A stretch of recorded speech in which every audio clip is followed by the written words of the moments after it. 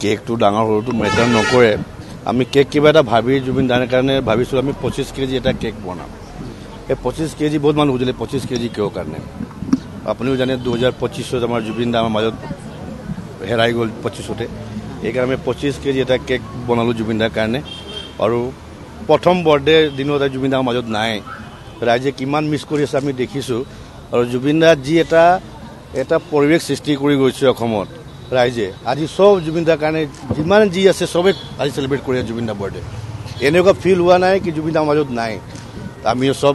আমাৰ সবে মিলি আজি মই জুবিন দাৰ কাৰণে এটা কেক বনাইছিলোঁ 25 কেজি কেকটো কাটিলোঁ আৰু আমাৰ যিমান ষ্টাফ আছে যিমান আমাৰ বিল্ডিঙৰ কৰ্মচাৰীবিলাক আছে আশে পাশে যিমান আমাৰ দোকানীবিলাক আছে আমি 7জন মানুহ কাৰণে আহাৰ ব্যৱস্থা কৰিছোঁ সব ধুনীয়াকৈ আজি কেক খাব খানা খাব ধুনীয়াকৈ যাব আৰু জুবিন দাক আজীৱন মনত জীয়াই থাকিব আৰু জুবিন দাক এইটো মনৰ পৰা এটা চবৰে ফালে পৰা এটা শ্ৰদ্ধাঞ্জলি আছে